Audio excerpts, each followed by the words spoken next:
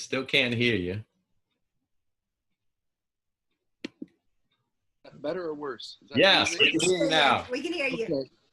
So somehow my headphone was messing me up. So there you go. So if the children walk in, you're going to get a lot of noise, just so you know. That's all right. Hey, well, how's everyone doing? Good. Excellent. I was going to say, was it Kelly that said that? Oh, I can't be on in New Orleans. I was going to start that way. But I also want to talk to Bob. Bob, you're coming to Canada. Where are you going? I think you're muted too. Yeah, he's muted. I'm going to Vancouver. That is nowhere near us. Yeah.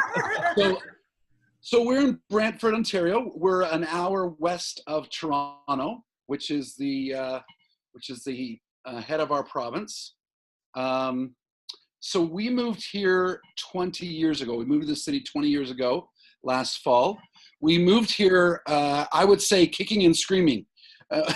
We never wanted to live in Brantford. Back about 15, 20 years ago, or even going back to the 80s, our city was in a really major recession. We had gone through a number of the main manufacturing companies had left the city, and so much of our city was depressed. The downtown especially was, and we used to live about 30 minutes south of here. And my wife and one of our friends came up to a mall in the middle of the city that at that time, back in the early 90s, was still running. But they came here, they went shopping, and then they went and saw a movie. And after the movie, they were on the way out. It was about 11 o'clock at night. And my wife and her friend kind of got really accosted by a couple of Brantford's semi-homeless guys. And so my wife came home and she said, "We are never going back to that city as long as we live." 20 years ago, God called us to the city, and our church is now in that mall. So, so everyone sing with me, "Our God is a sneaky God." Let's sing. Yes. So we've been here 20 years. We started our church called Freedom House 15 years ago. And so our church is very involved. I'll go back to 99. That's when I met Ed Silvoso. He was doing a conference in Toronto. I met him there, and I had really been passionate about revival. That had been my thing. All the way through Bible college, my favorite course was revivals. And in October of 95, God actually gave me an open vision of his heart for cities. And I thought, this is great.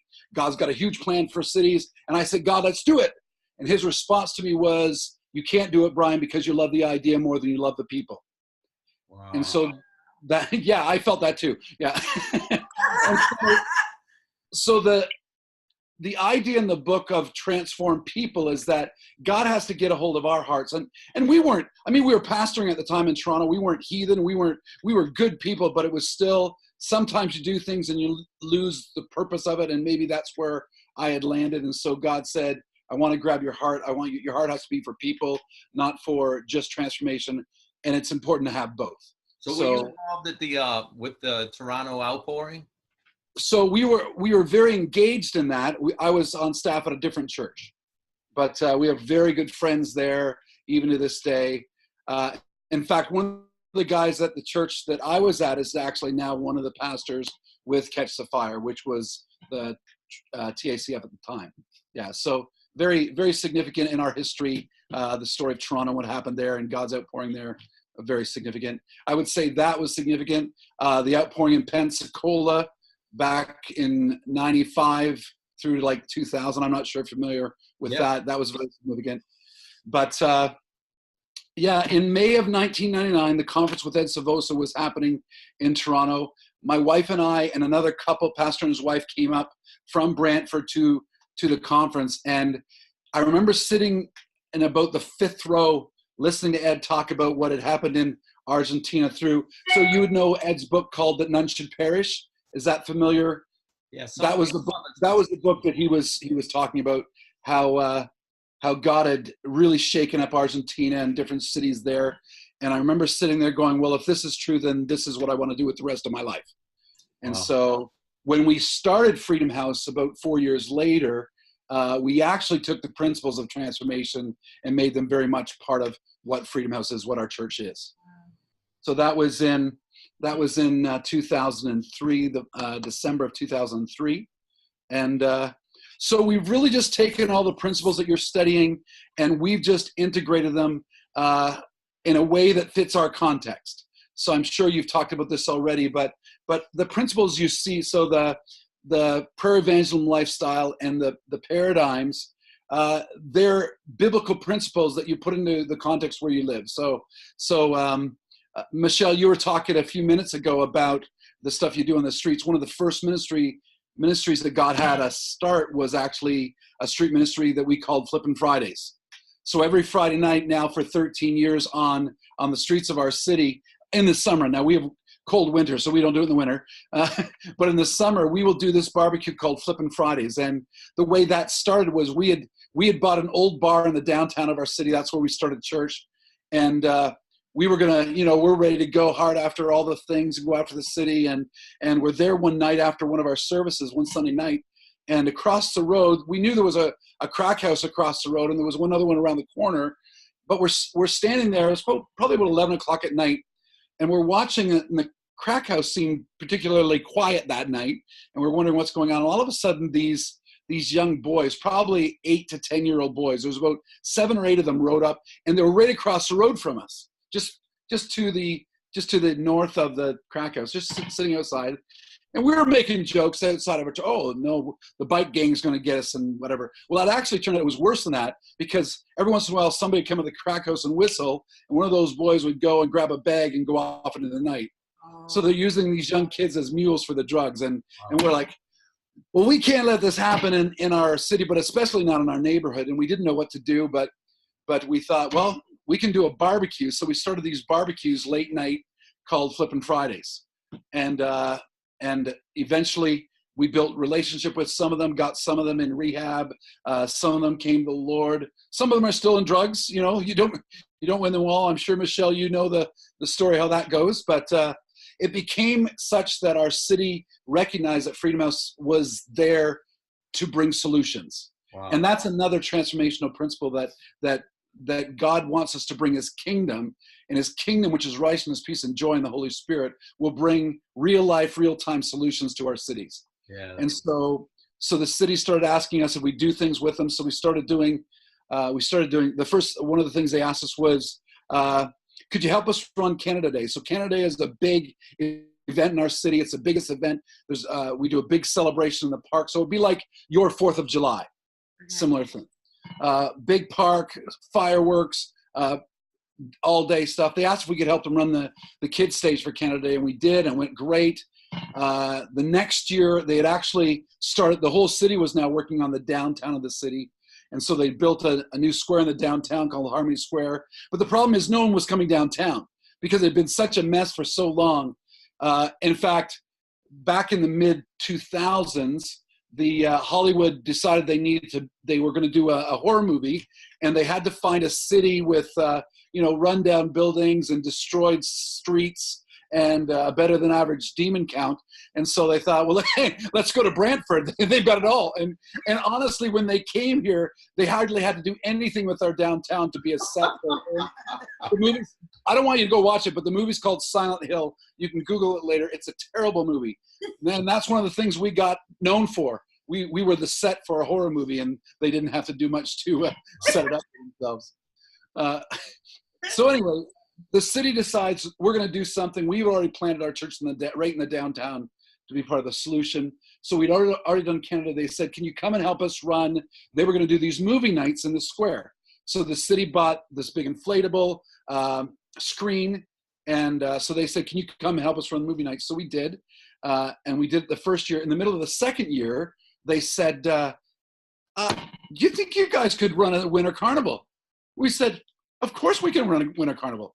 I had no idea what I was talking about. I know nothing about winter carnivals. So we were a pretty small church back then, about 50 adults. And I went back to the leadership team and I said, hey, we're going to do a winter carnival. Yeah, that's the reaction I got from them too, just like that. So we literally Googled winter carnival to find out how to do it. We hooked up with some guys about 2 hours from us, And now we've been running this winter carnival we just had our 10th anniversary of what we call Frosty. So it's one of the biggest festivals in our whole city.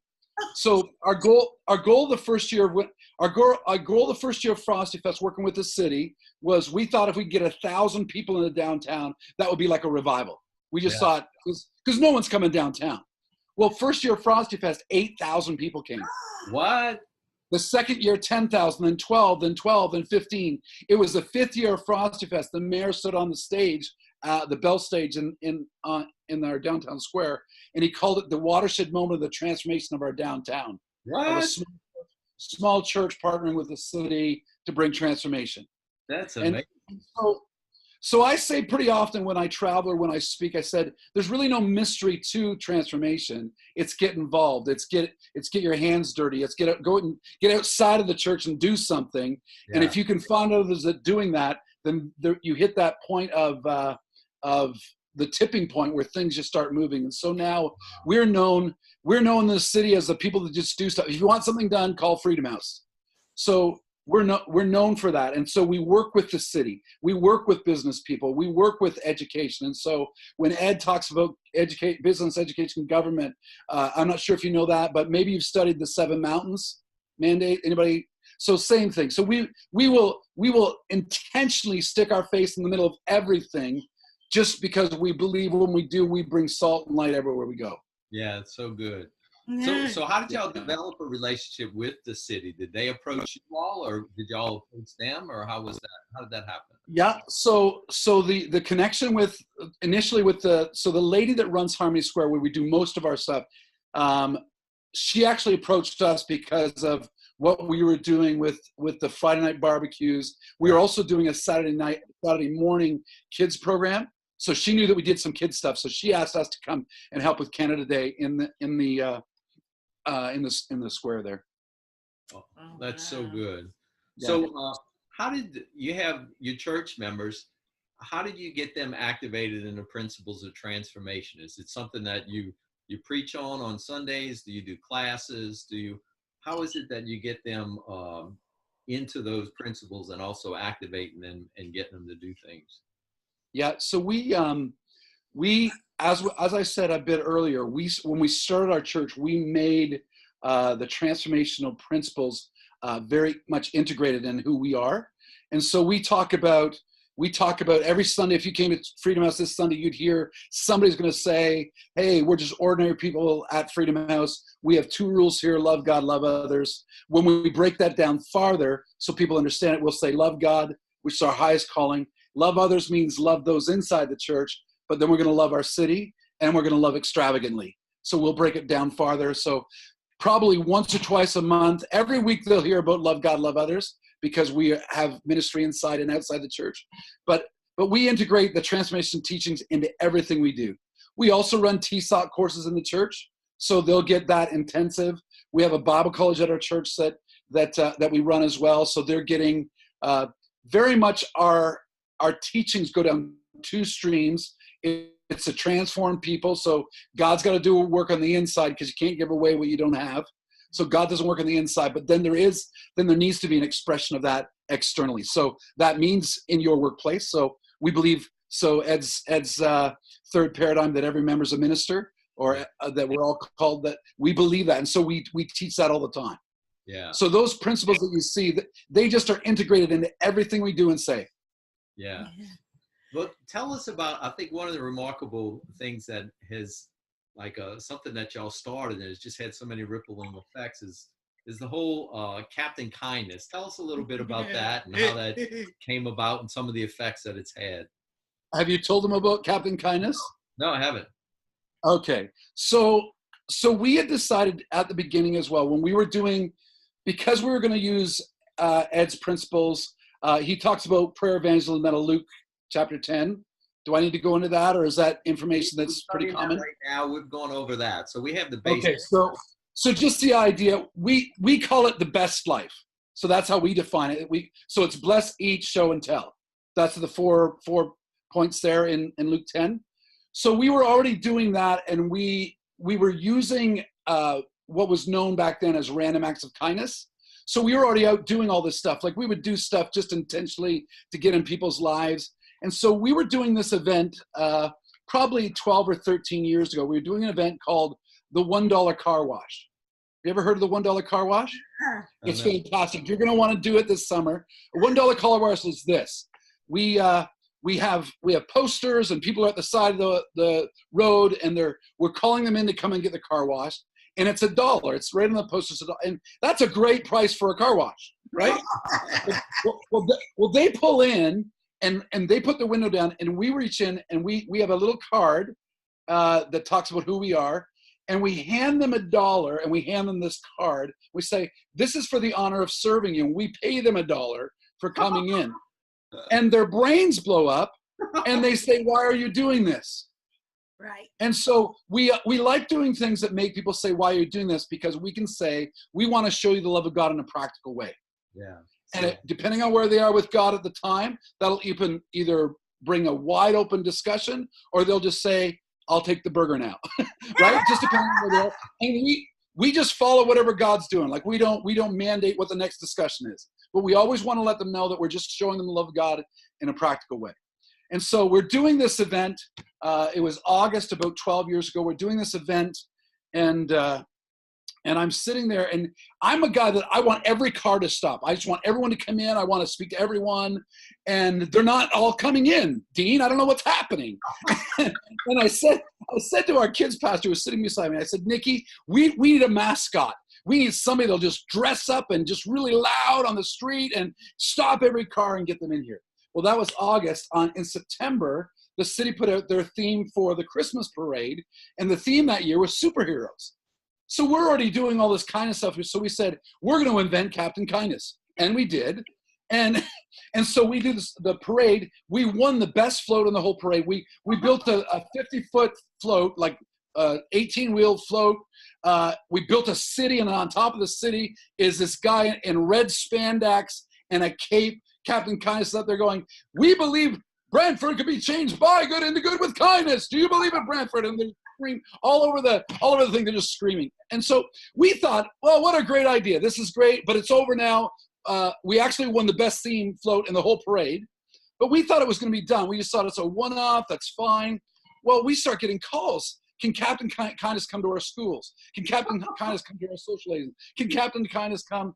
And that's fantastic because I would say Canada's more secular than the States is. We can't get in the schools at all as Christians, but we can't keep up to the calls we're getting to bring Captain Kindness into the schools. So now we've written curriculum called The Superhero in Me.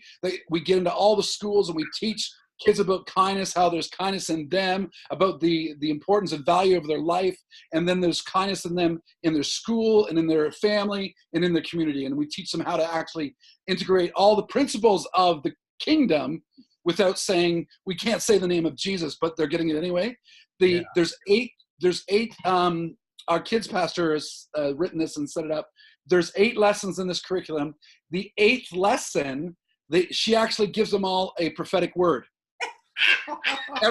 Every kid in the class gets a prophetic word. Now, they don't know they're getting a prophetic word. They're getting a word of kindness. They're getting a word of encouragement. But Nikki spends time before the Lord and God, what do you want to say to these children? And I mean, it's common at that last day that kids are bawling and the teacher's bawling, and they'll be saying, this is why I brought you. I knew that this needed to happen in our school. And so we've got all these endorsements from schools and teachers. And yeah, so that's how Captain Kindness got invented. And that's kind of how we still use him today. So he's all over the city. He gets invited to everything. I think his favorite thing he got invited to was he was invited to the retirement of the legal counsel for children's aid in Brantford, who was a big superhero nut, and they asked if Captain Kindness would come and be at his retirement party. But it's everything from that to lighting the Christmas tree after the parade with the mayor and Santa Claus, and I mean, he's everywhere, and he's well known. That is so amazing. Well, Yeah. that's what blew me away was how in Transform Our World, how there was so many people functioning, not really in a religious way, but in such a wonderful spiritual way. And it was almost like kingdom principles incognito but even more powerful than what's being presented in a religious way. And so I think what you beautifully describing is just being able to take the principles and transforming them in a way that's digestible and really needed in each different sphere. And when kingdom really hits needs, it's going to be in demand. And I think that's what Captain Kindness represents, is that it's, y'all figured out a way through the Lord's help is how to meet these needs, and it's just taken off. It's just extraordinary.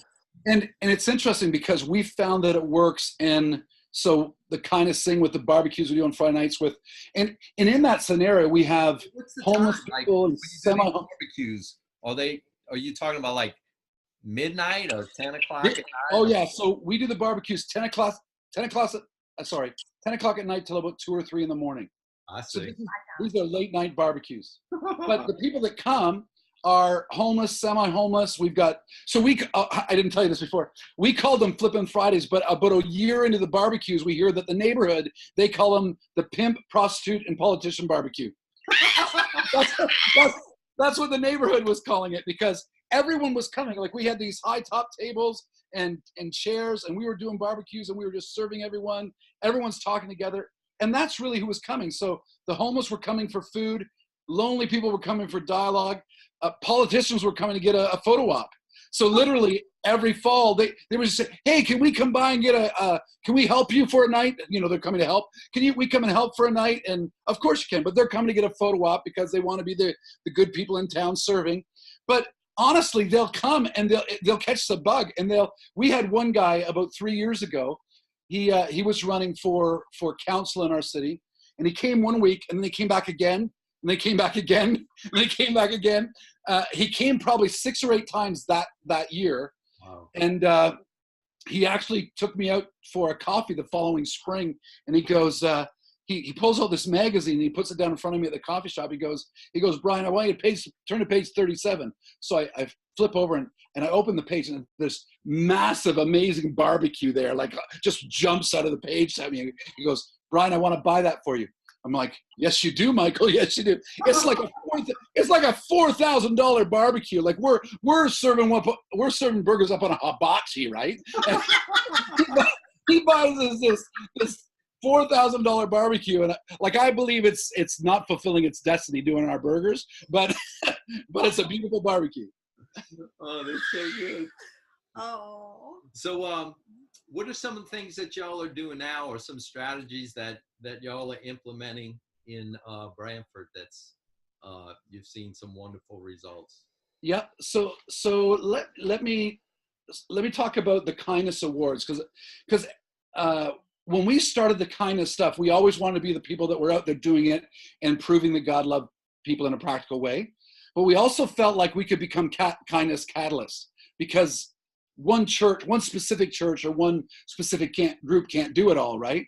And so about 3 years ago, we started these, what we call the Kindness Awards, where we get the city to nominate people in the city that are doing great things. Wow. And we'll host a gala at our church, and we'll do it up very high class, and we'll honor 6 or 8 people in the community that are serving their city well. So these are mostly not Christians. Some of them are, but we intentionally look for people that are just doing good things, because we want to honor them. We want to bless them. They know we're Christians. I mean, it's very well known, but when you go and do stuff practically, people don't go, oh, they're the kindest people, don't hang with them.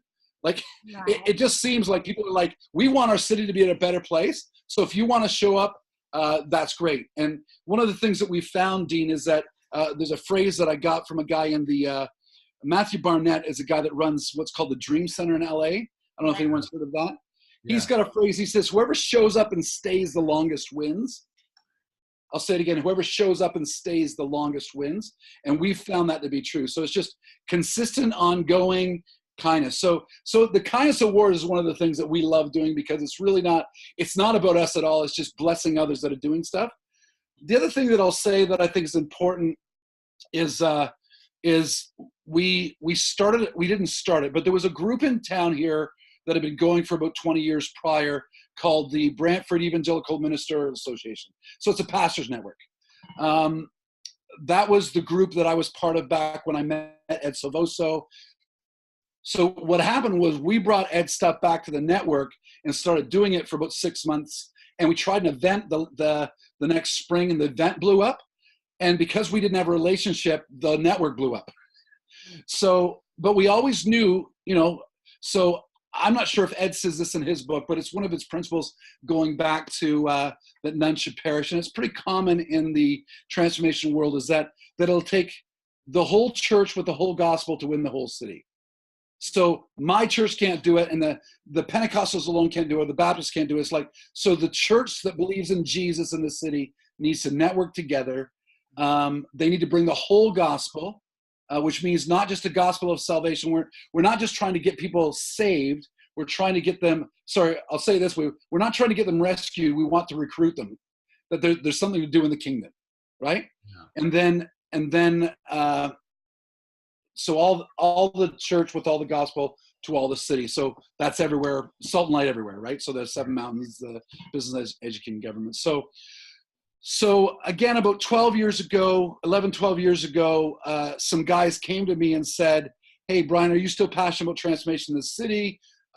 We think you might be good to lead this group we're trying to get going again. So that network that had been going that was kind of limping along a bit. And I said, well, if the goal of this group is to bring transformation, then I'm in if you want. So I went to the meeting. They voted me in at the chair and so we took a year to talk about why we exist. Wow. A year to talk about the transformational principles. And we actually, in that time, we changed the name from the Evangelical Ministerial Association to One Church. So now we function as one church in the city. So can you still hear me? Yeah. Can you still hear me? Okay, yeah. Sorry. I just got a message on my my computer that said my contact was unstable. So anyway, maybe that's just me personally. So anyway, we took a year to do this. We changed the name of the network. We agreed on the things that we were going to agree upon, and we weren't going to get divided by small doctrinal pieces. So we're going to agree upon the Great Commission, the Great Commandment, the Apostles' Creed, and we're going to believe that we're going to be blessing each other as pastors. But we are going to, and our vision statement became that we're one church participating in the transformation of the city. Oh. So the city church now serves the whole city. I think that's really significant when you're trying to start a network, starting a network or working a network. Ed would say when you do this, you start with the cohesive core. So you throw the net open to everyone, but everyone's not going to say yes. And even some that say yes won't say yes to the principles. And so you go with the ones that have the relationship, the best relationship, that will grab the principles and just start working with them. Others will come along. Others won't. Others think we're just crazy. It's like, well, this is not what the church is for. We're called to just preach to the people we have. And we let them just keep doing that. And we bless them. But we do have a great group in the city that are intentionally working for the blessing of the whole city right now. So we have 2 events. We have 2 events coming up in the next, actually 3 events coming up in the next 3 months. And 3 weeks from now, we do what we call the prayer breakfast, the civic prayer breakfast. So we'll invite the mayor and the councilors and the police and fire department, EMS, and we'll just do a breakfast and bless them. We'll have a speaker that will come in and just share the love of God with them. And there's no pressure. It's just, we want to honor and bless you. And we let them know we're praying for them every week. We let them know that we're here for them. They already know we're meeting practical needs in the city. So we work with that. That's in May. And June, we're going to do a food drive for the food bank. We have a strategy that's been used in other cities that we're using this year that we believe we can raise about 100,000 pounds of food in a day with a strategy that we've been given. And so we're going to do that. And that will give our food bank enough food for the entire summer. And that's when there's a big need in our city because a lot of the kids are home from school, so they don't have food, like the ones that have. So that's the thing. And then for Canada Day again, which is July 1st for us, actually on July the 2nd, one church, we actually clean the park where Canada Day happens. So there's about 30 or 40,000 people that will probably come to this park, and they can make a lot of garbage. 30 or 40,000 people. And so I'm the chair of the Canada Committee. I've been on the committee for years. So I'm the chair. And so probably about 8 years ago, I said to them, I said, would it be okay if the church cleaned the park the day after Canada Day? And they looked at me like I had 7 heads. And they went, yeah, sure, go ahead and do that. And so we did. It wasn't very many of us that showed up. Probably 30 people showed up the first year. And we cleaned the park in less than 2 hours. It was like unbelievable. And so it's these kind of things that we hear back from and go, the church is serving the city. The church is honoring the city. The church is, they're not there with the handout like, you owe me stuff. It's like, no, we're here to work with you. We want to bless you, you know? That's so beautiful. So beautiful. I just love what y'all are doing. I know the first conference that I saw you, I was so inspired by, you know, just telling the testimonies. And we're a new group. You know, we're about 40 people in our group that are studying amazing. for TSOT. And do you have any advice to a new group in terms of going after a city? Anything that suggestions you have for us? Yeah. Is this the first stuff you've done together, this group here? The TSOT thing is, yeah. So when I talk about unity, going after cities and city unity, we found that there's 3 levels of unity in city transformation. So we learned this out of doing it the wrong way.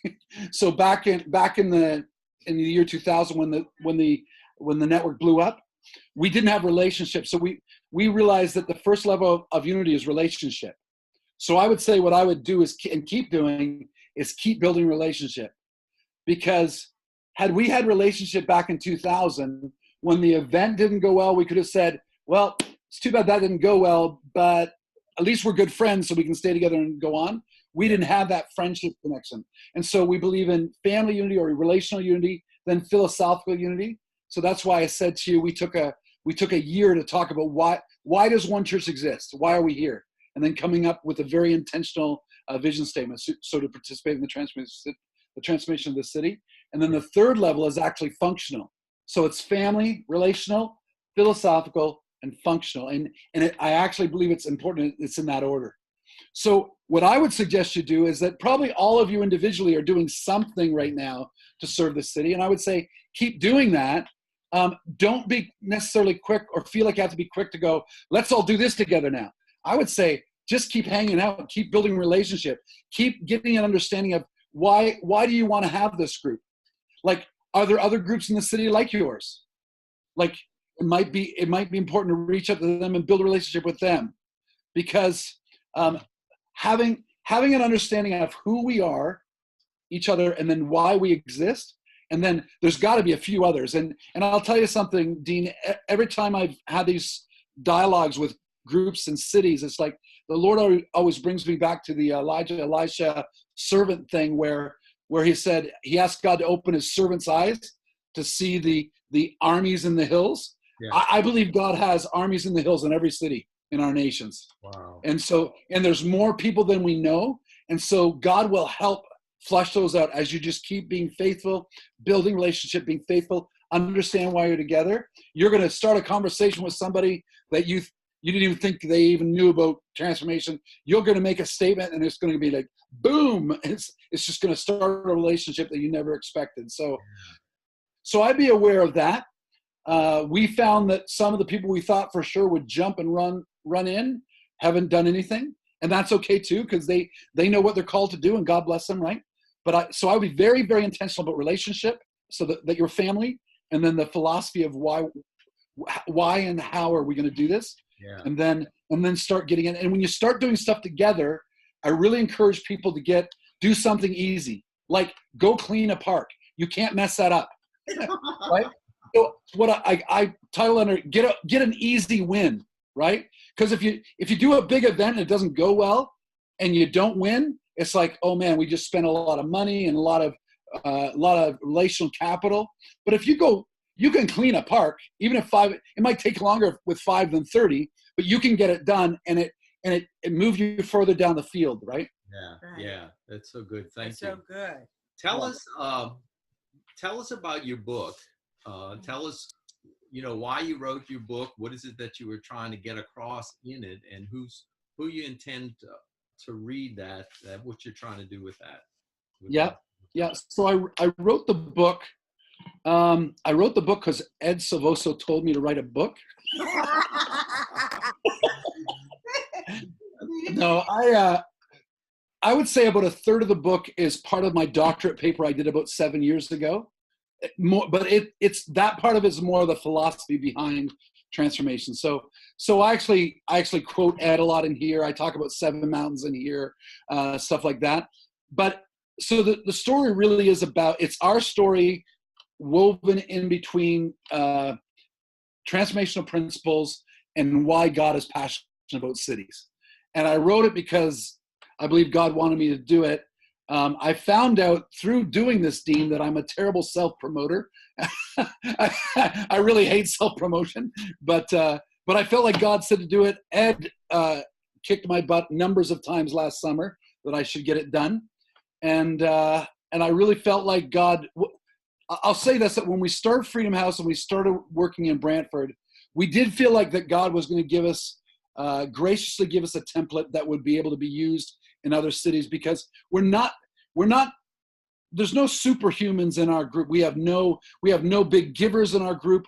We have a lot of really, really generous people, but it's not like, Uncle Bob had a few $1 trillion sitting around, so we just bought our way into the city. It's just like normal people being consistently serving God, loving people, right? Yeah. And so we felt like that anybody can read our book and take some of the stuff we do, or at least the principles, and go do them, and they'll see results if they just keep doing it.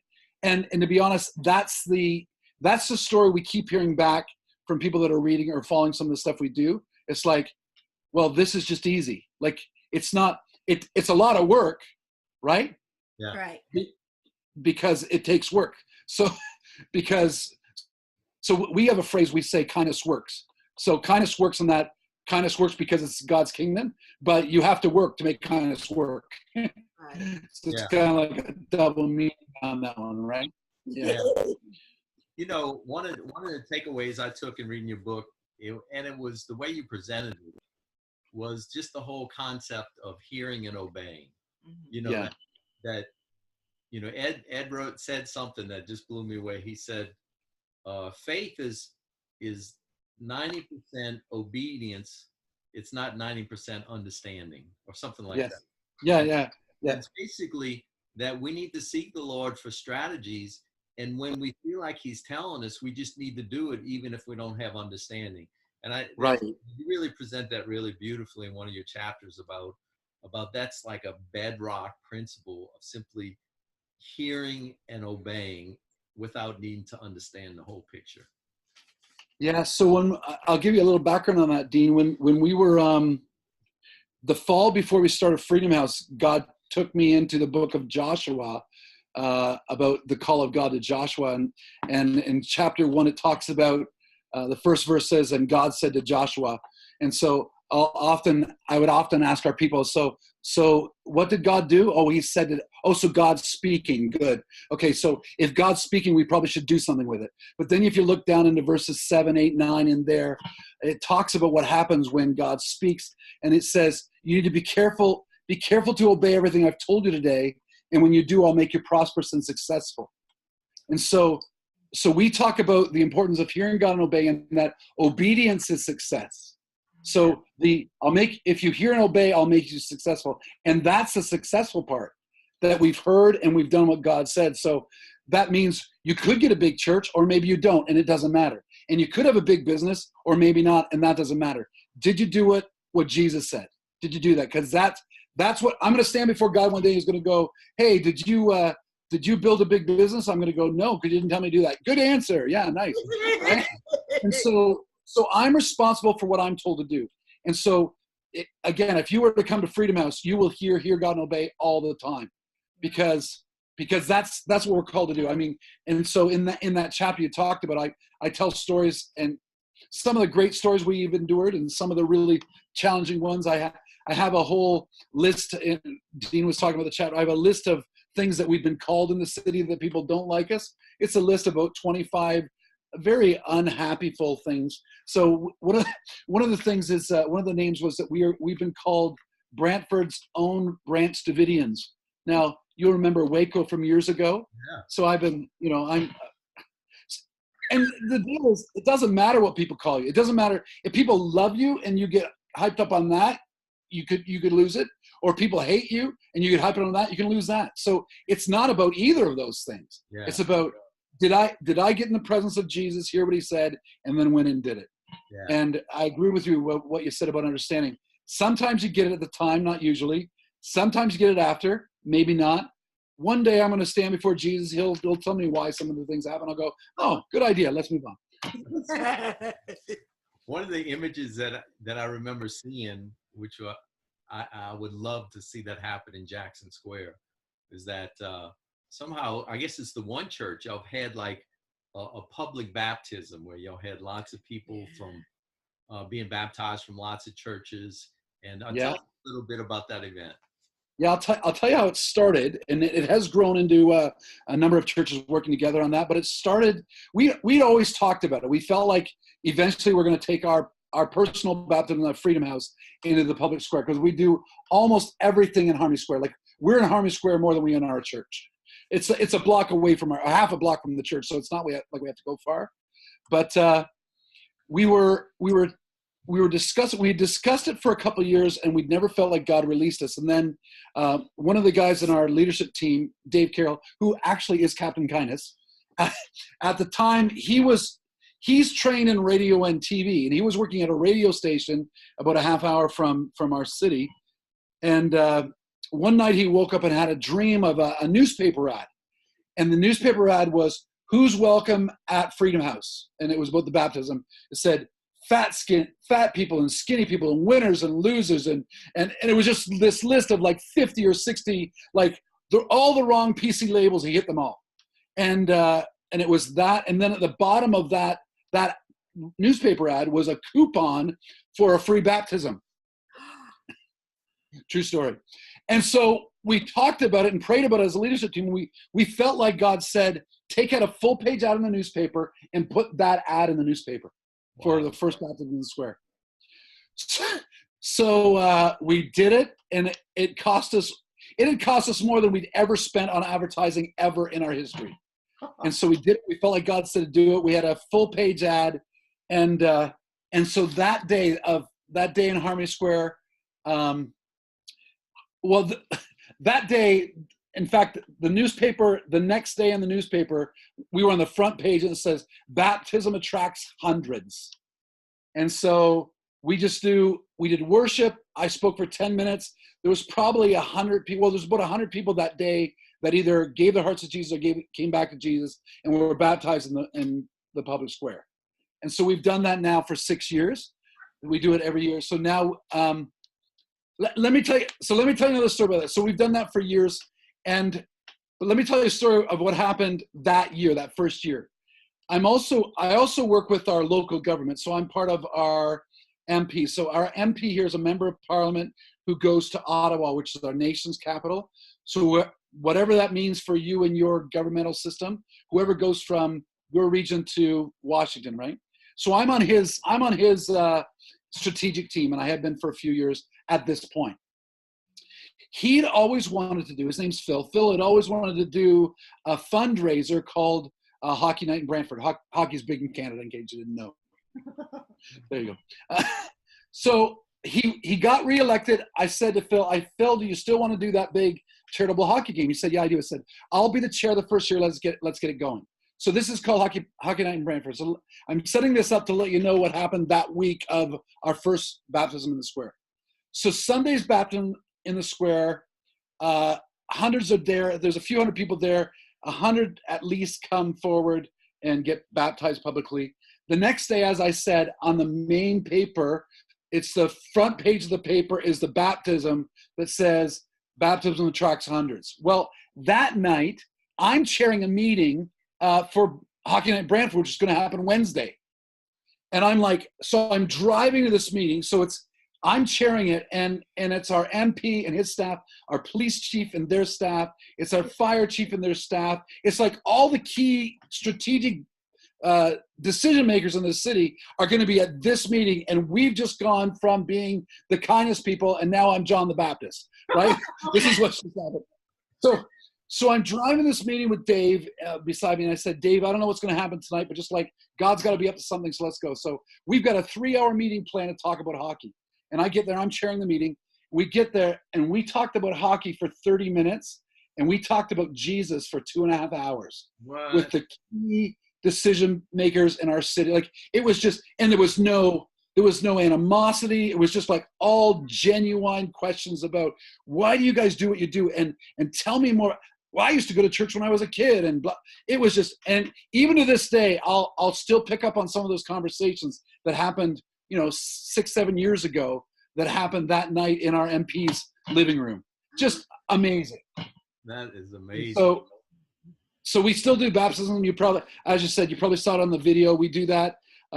When Ed came out, he actually did the video. I don't know if have you seen our video, Dean?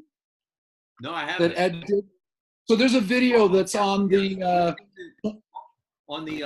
Transform Our World. Yeah, the Brantford. Yeah. Yes. Yeah, they've created a video. So that's in the square is on that network. In fact, a number of the stories we talked about today are on that video that Ed did probably 4 years ago. Maybe he made that video. That's so good. So we just have a minute or two left. I so appreciate you taking the time to spend with us. I would love for you to pray for us, to impart for us. God's put anything on your heart to release to us to do that. So if you do that to close us up, I'd appreciate that. Yes. Yeah, I'd be happy to do that. Let me just say first that what you're in the middle of right now, what you're doing, what you're starting there is what's happening all over the world. So this network that Dean's been telling you about, Transform Our World, this is what God's doing on the planet right now. For years I've been calling it the age of the saints, where the saints of God are being released everywhere. It's not about the guy in the pulpit, just about the guy in the pulpit, although I hope we're important, but it's the importance of everyone that carries an anointing. So I want to just speak to you and say that what you're doing is part of what God is doing right now, and I don't think it's going to stop.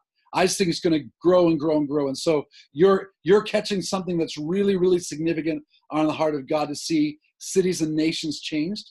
And so when Jesus in Matthew 28 talked about that, when we were to go, the Great Commission means, he said, go and disciple nations. And so what the church has had for too long is the wrong finish line, where we go, we're going to get people saved. Well, that's the beginning line. That's the beginning. The finish line is God transforming nations. And eventually there'll be a parade of nations. And in Revelation 19, a parade of nations that goes before God, and he gets the glory of the nations, right? And so what you're doing right now, and maybe it seems like it's new and it just started, but you're catching something that is very much in the heart of God, to see neighborhoods and nations changed. So I want to just honor you and bless you for doing that. Keep it up. Stay connected. Stay humble and hungry, because that's really, really important. This is not a sprint, what you're about to embark on. This is a marathon, but it's a marathon that God has many, many people around the globe on. So I just want to honor you and bless you for doing it. And I just want you to know, Dean, I'm always available for you. Just so you're aware, if you ever need to talk personally or as a group, this is what I live for. This is what we live for at Transform Our World, to see people that are passionate to say, yeah, we're going to do it. And we're no better than you. We just made a lot of mistakes that we don't want you to make. So, and we may be a little bit farther down the line, so we can help you and accelerate what you're actually doing. Yes. So we want to honor that in you. And I want to say again, because I felt like when I said it was important, that there are more in your city than you know. That there's more in your city that want to see great things happen. And presently they may not package it like you do, and that's okay. But they're there and they want to see good things happen. And again, I want to say this, that some of those people are going to be unexpected. They're going to be unexpected. You go, wow, God, I never thought you'd do that, but that's amazing. And I've just found God to be so faithful in the middle of this. One of the things I wrote in the book was, had I known how long it was going to take, I may not have started. But also, had I known how great it was going to be, I probably would have started earlier. So, wow. Yeah. So can I pray for you? Yes, please. Yes. So God, I thank you for my new friends. I thank you for Bob and Kelly. And I thank you for Cindy and Armando, who seems to be enraptured. And thank you for Deanna and Darren and Bob and Andrea and Rhonda, Stephen, Michelle, and Julie. Thank you for Dean and Holly. God, I bless them and the rest of their group as well. God, I just declare, let your glory come. Holy Spirit, just envelop them right where they are right now. Let them know that they're on the right path, that your path that you've laid out before them is so good and so amazing. And all they've got to do is just take time to listen and obey. And so, God, I bless them. I just declare your kingdom is already coming to their city. Your kingdom is already coming, and to their state, and to the United States of America. I just declare that the United States of America will fulfill the destiny for which it was born in Jesus' name. And I bless and I honor you. I honor your leadership. And I just declare that God will accomplish what he wants to do through you and your city, but through your nation as well. And I bless you in Jesus' name. Jesus' name.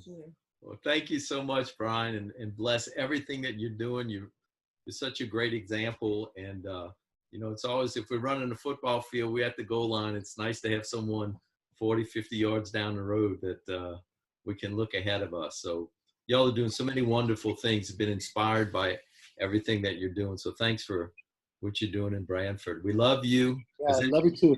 For you. It's really my pleasure. Thank you, everyone. Bless you. Okay. Good night, everyone.